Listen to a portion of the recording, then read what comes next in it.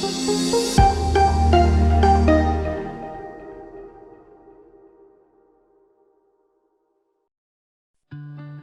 to say no in a respectful and assertive way.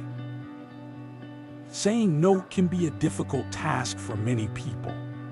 Whether it's saying no to a request from a friend or colleague, declining an invitation, or simply setting boundaries, saying no can often feel uncomfortable or even intimidating. However, learning to say no effectively is an important skill that can help you manage your time and energy, protect your mental and physical well-being, and maintain healthy relationships.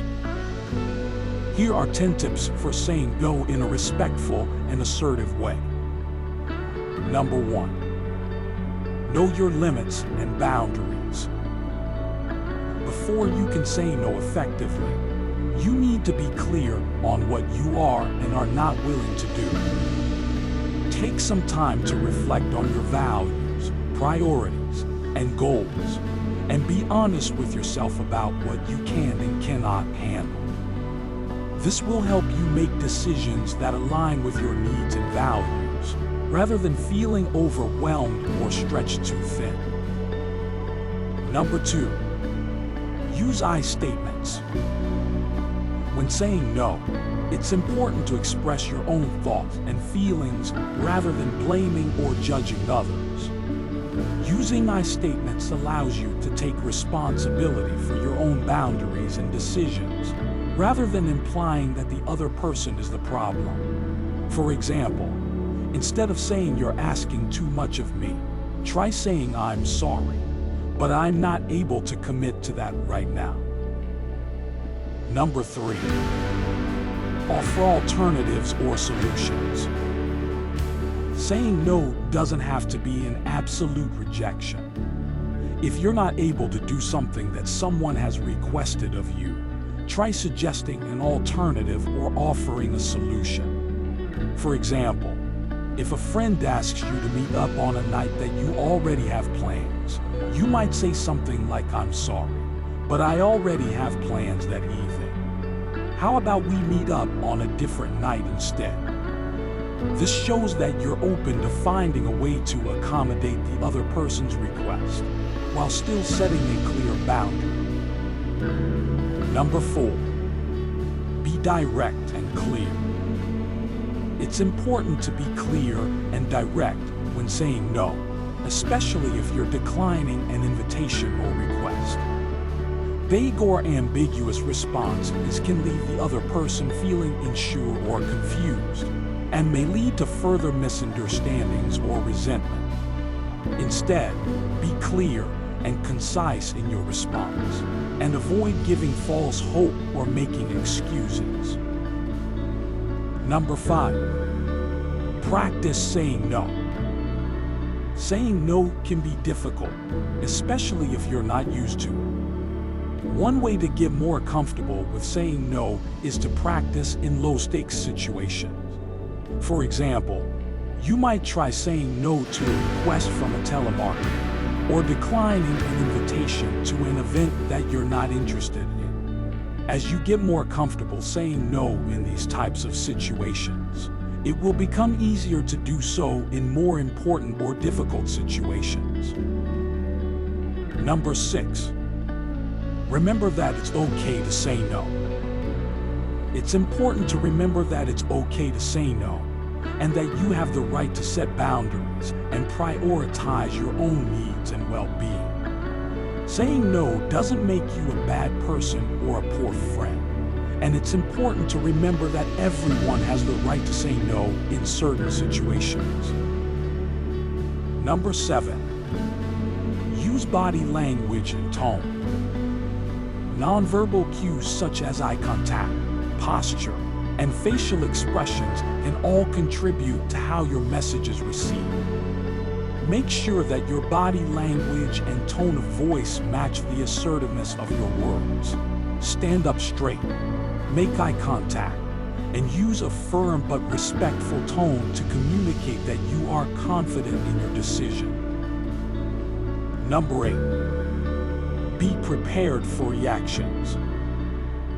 When you say no, the other person may not always be happy with your response. They may try to persuade you, argue with you, or express certain emotions in response. It's important to be prepared for these reactions and to remain calm and respectful. Remember that you have the right to say no and that it's okay to stick to your boundaries. You can try using phrases like, "I understand that you may be disappointed, but I need to prioritize my own needs and boundaries to assert your position while still being understanding of the other person's feelings." It's also important to remember that you don't owe anyone an explanation for your decision. If you feel comfortable, you can offer a brief explanation for your decision, but you don't have to justify your boundaries or choices to others. Number 9, be consistent.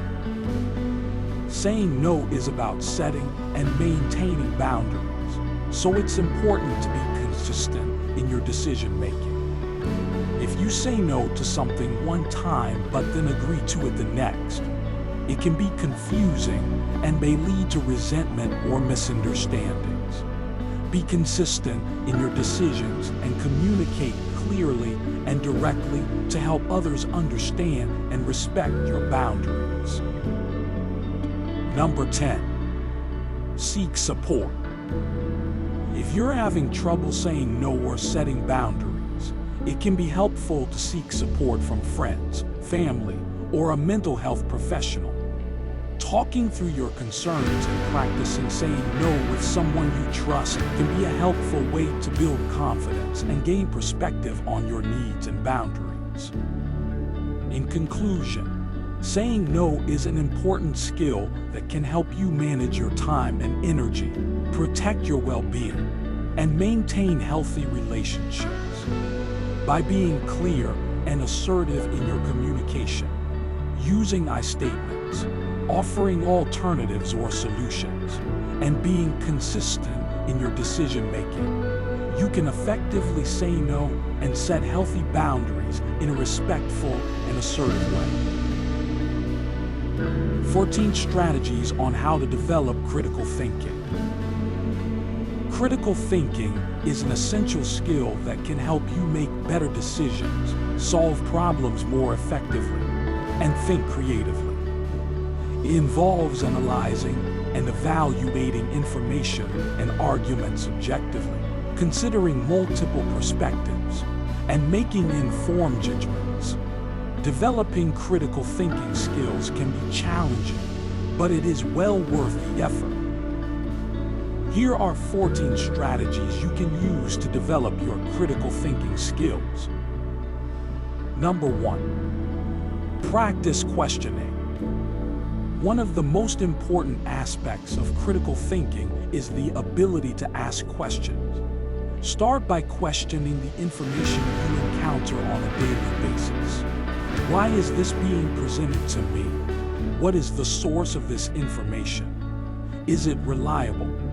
Asking these types of questions can help you evaluate the credibility and validity of the information you encounter. Number 2, gather evidence.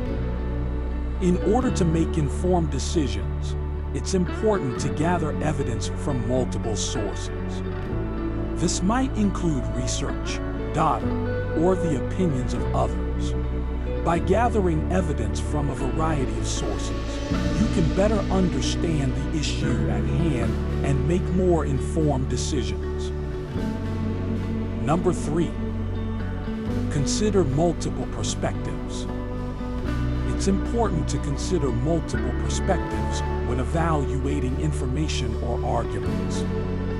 This means looking at the issue from different angles and considering the viewpoints of others. By doing this, you can gain a more complete understanding of the issue and avoid making narrow-minded decisions. Number 4, evaluate arguments. The ability to evaluate arguments is a crucial component of critical thinking. When evaluating an argument, consider the following. Does the argument make sense? Is the evidence presented sufficient to support the argument? Are there any logical fallacies present in the argument? Fallacies can occur in arguments, written or spoken, and they can be difficult to spot because they often seem convincing at first glance. There are many different types of fallacies, but some common examples include ad hominem. This fallacy involves attacking the person making the argument rather than addressing the argument itself. For example, you can't trust anything he says, he's just trying to make a profit. Strawman. This fallacy involves misrepresenting or exaggerating an opposing argument in order to make it easier to attack. For example, my opponent's plan would completely destroy the economy. Who could possibly support such a thing? Hasty generalization. This fallacy involves drawing a conclusion based on insufficient evidence. For example, all of my friends love this restaurant, so it must be the best one in town. False dilemma. This fallacy involves presenting only two options as if they are the only ones available, when in fact there may be other options. For example, you either support the war or you're unpatriotic.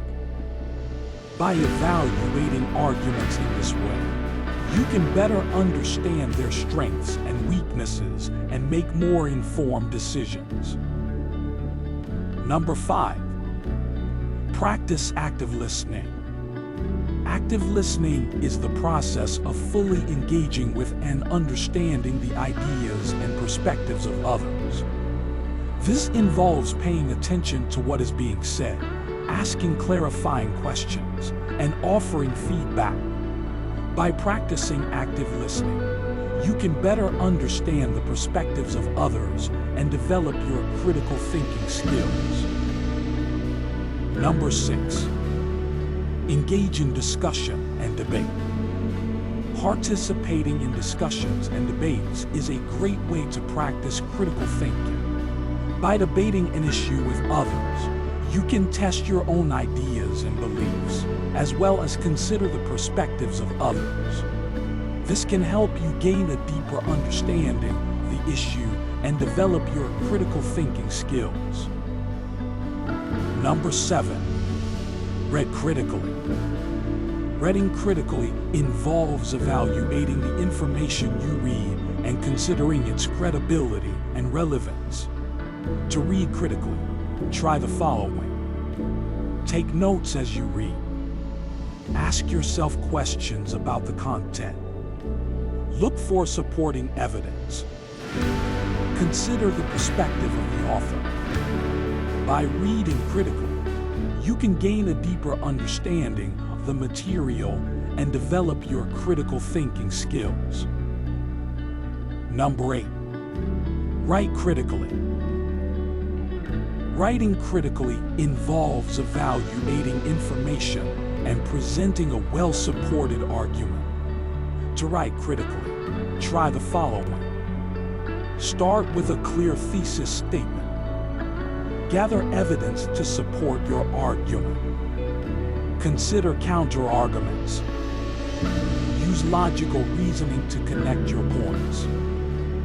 By writing critically, you can practice evaluating information and presenting well-supported arguments, which can help you develop your critical thinking skills.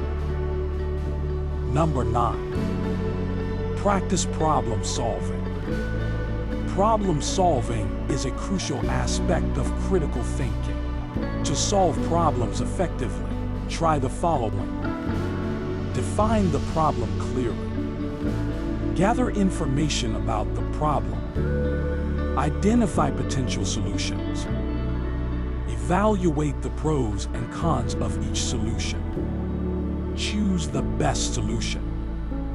By following these steps and practicing problem solving on a regular basis, you can become more effective and confident in tackling challenges and finding solutions to problems. Don't be afraid to seek out new challenges and opportunities to practice your problem-solving skills.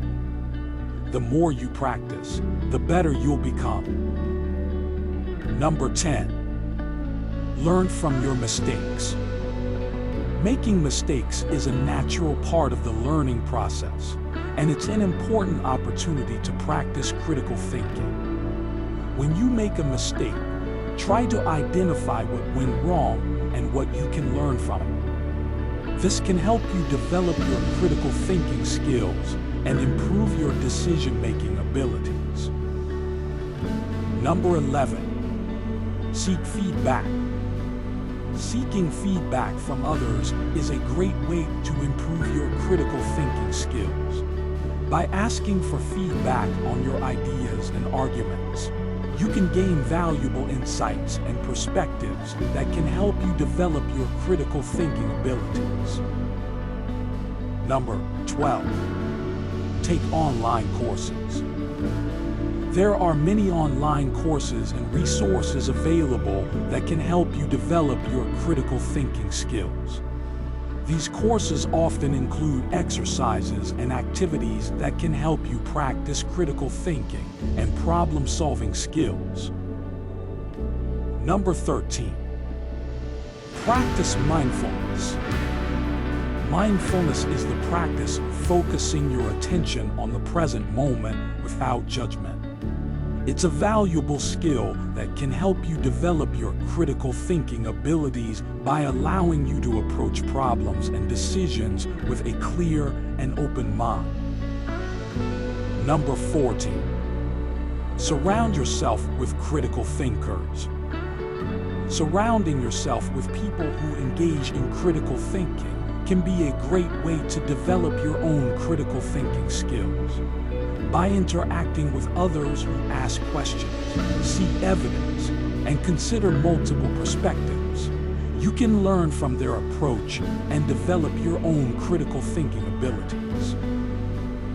By implementing these strategies, you can develop your critical thinking skills and make more informed and logical decisions.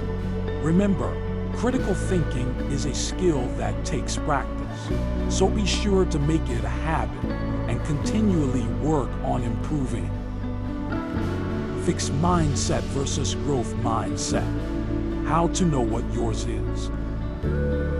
Have you ever found yourself stuck in a rut, unable to make progress or achieve your goals? It could be that you have a fixed mindset, holding yourself back from growth and change. On the other hand, if you are constantly striving to learn and improve, you likely have a growth mindset. Understanding the difference between these two mindsets can help you identify your own and make positive changes in your life. What is a fixed mindset? A fixed mindset is the belief that your abilities, intelligence, and talents are fixed and cannot be changed. This can lead to a fear of failure, as you may believe that your limitations are set in stone and cannot be overcome. People with a fixed mindset may be more resistant to trying new things or taking on challenges, as they are afraid of being judged or falling short. They may also be more focused on short-term goals and avoiding failure, rather than looking towards long-term growth and improvement. Examples of fixed mindset thinking includes: I'm just not good at math. I'm not a natural-born leader. I'm not smart enough to start my own business. What is a growth mindset? On the other hand, a growth mindset is the belief that your abilities, intelligence, and talents can be developed and improved upon through effort and learning. People with a growth mindset are more open to challenges and see failures as opportunities for growth, rather than setbacks. They are more focused on long-term goals and are willing to put in the work to get there. Examples of growth mindset thinking includes: I may not be good at math now, but I can work on improving my skills. I may not have all the necessary leadership skills, but I can learn and develop them. I may not have all the knowledge I need to start my own business, but I can learn and seek out resources to help me succeed. How to know what your mindset is. There are a few key signs that can help you determine whether you have a fixed or growth mindset. 1. Your response to challenges. Do you see challenges as opportunities to learn and grow, or do you avoid them because you are afraid of failing? 2. Your attitude towards effort.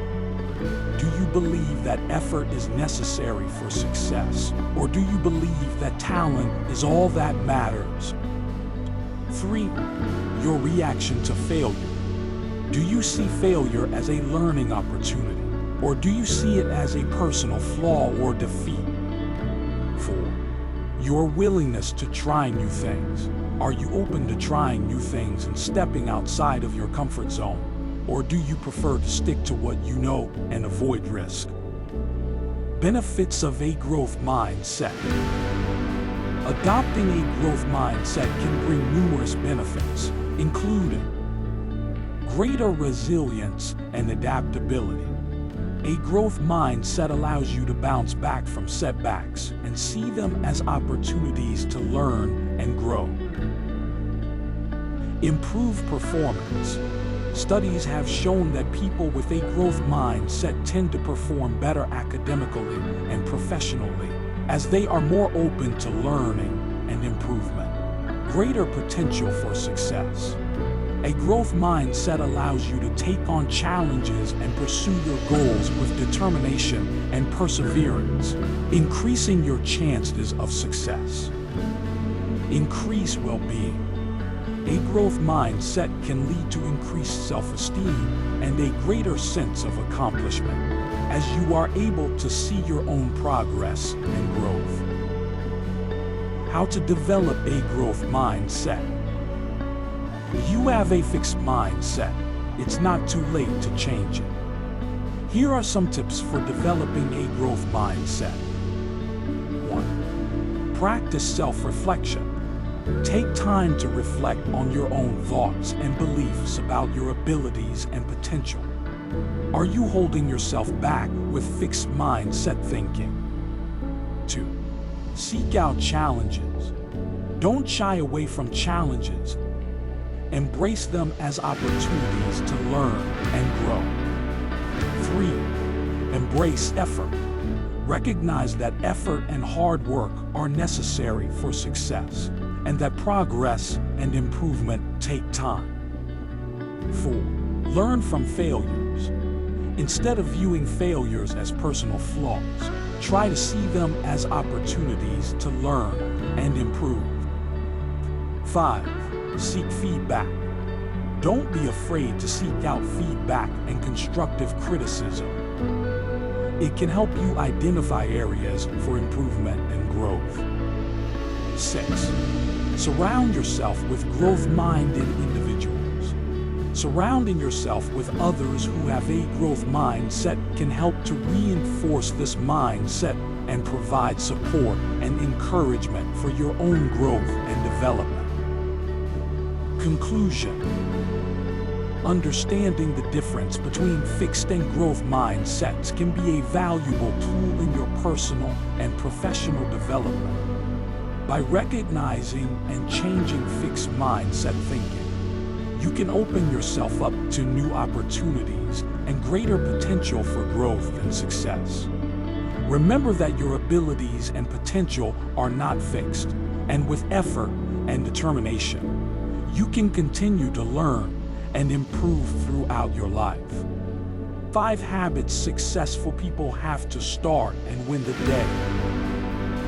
Starting the day off on the right foot can make all the difference in terms of productivity and success. Successful people know this, and they have developed certain habits that help them start and win the day. In this video, we will explore 5 such habits that you can adopt to set yourself up for a productive and successful day.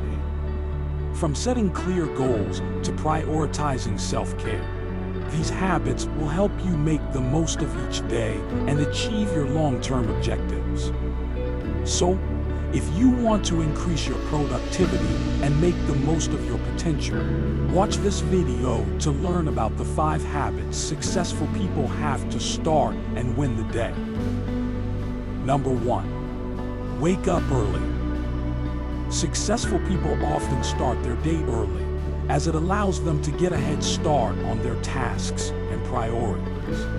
Rising early also allows for a more structured and productive day, as there are fewer distractions and interruptions.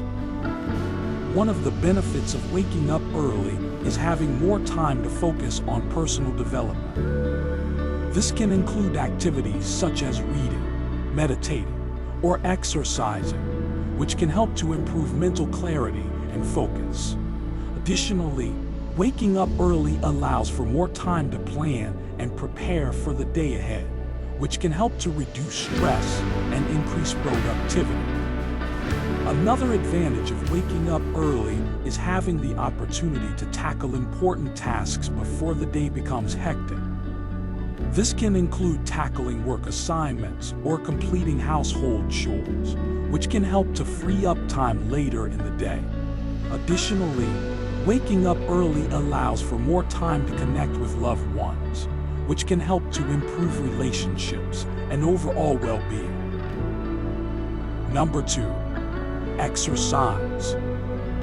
Exercise is not only good for physical health, but it can also boost energy levels and improve mental clarity. Many successful people make time for exercise in the morning, as it sets a positive tone for the rest of the day. Incorporating exercise into your daily routine can have numerous benefits, including improved physical health, mental clarity, and overall well-being. Regular exercise has been shown to improve cardiovascular health, increase muscle strength, and reduce the risk of chronic diseases such as obesity, diabetes, and heart disease. Exercise can also have positive effects on mental health, including reducing stress, improving mood, and increasing self-esteem.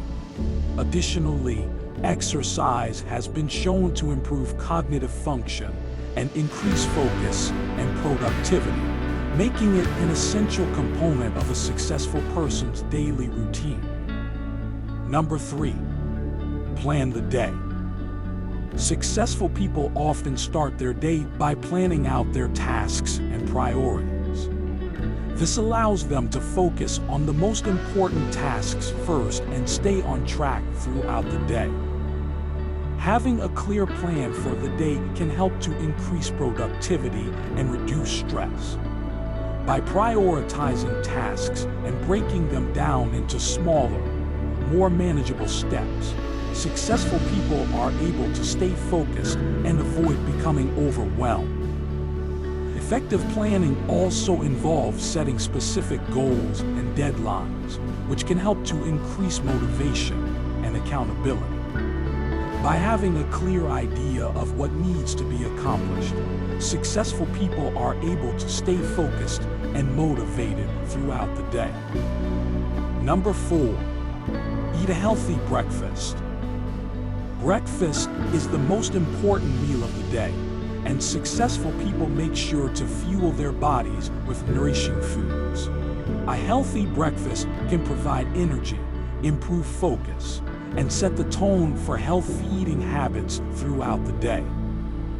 Eating a healthy breakfast can have numerous benefits, including improved cognitive function and increased energy levels. Skipping breakfast, on the other hand, can lead to low energy levels and difficulty concentrating, which can negatively impact productivity and overall well-being. A healthy breakfast should include a combination of protein, fiber, and complex carbohydrates. Some examples of nourishing breakfast options include oatmeal with nuts and fruit, eggs with vegetables, or a smoothie made with protein powder and vegetables. Number 5. Practice gratitude.